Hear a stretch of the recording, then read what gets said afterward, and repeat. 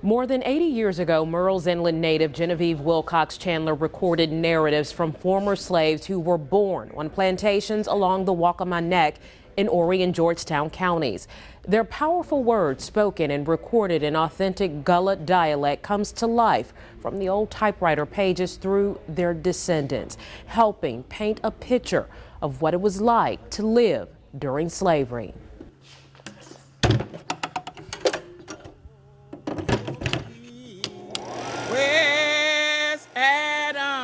Many descendants of slaves continue to live in Horry and Georgetown counties, part of the rich Gullah culture that still thrives here. Adam in the garden picking up leaves. Great-great-great-granddaughters and grandsons who grew up hearing the stories of hardship and opposition passed down through generations.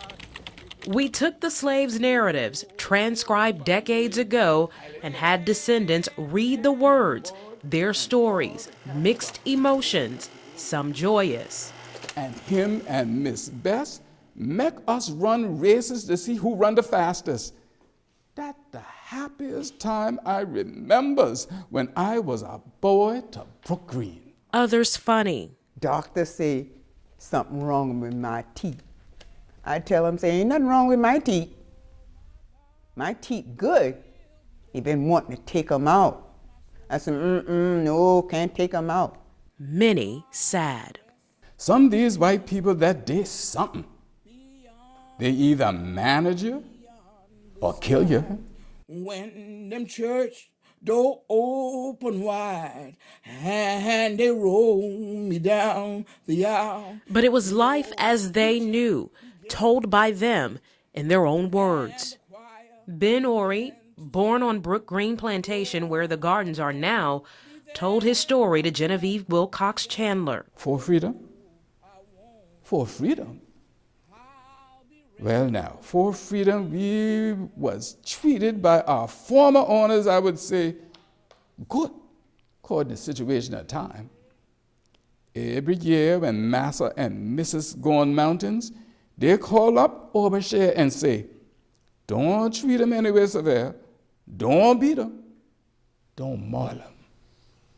Once he was a free man, Ben lived on his own land, in his own cabin, with his second wife, Stella. Out of freedom, from my behavior, from my former owner, I've been appointed head man on Brook Green Plantation. Ben Horry estimated that he was about 89. I, the oldest liver left on Waccamaw Neck that belonged to Brook Green, Prospect, Longwood, Adderley plantations. I've been here. I seen things, I tell you. 1,000 of them things happen, but I try to forget them. Sun going down, look at it. And according to Ben Horry, rice was just the same as having money during that time. My father, for he dead, been the head man for old Colonel Josh Ward. Lived at Brook Green.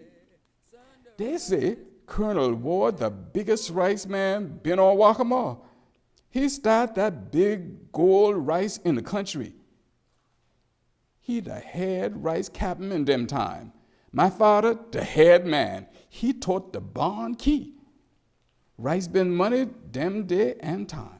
And while Ben's father may have been the head man, it was the cruelty of an overseer that left horrific images of his own mother seared in his memory. So he have it in for my mother and lay task on him she ain't able to do. Then for punishment, my mother is take to the barn and strapped down on thing called the pony. Hands spread like this and strapped to the floor, and both she feet been tied like this. And she been give 25 to 50 lashes till the blood flow. And my father and me stand right there and look and ain't able to lift a hand. Blood on flow in that rice barn when the barn tear down by Huntington. His mother's blood on the barn floor, he said, was still there when the barn was torn down decades later. If you look through the pages, you'll find dozens of stories like that of Ben Horry.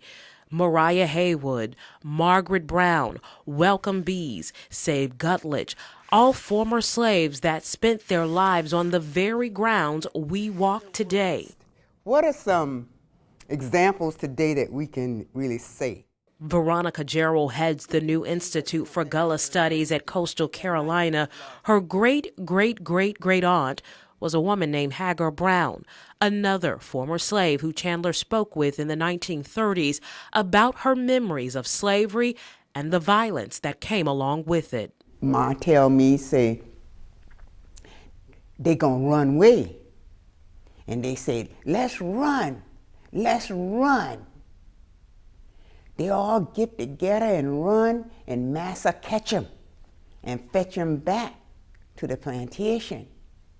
Put them on that barrel, and Jesus, they've been washing blood.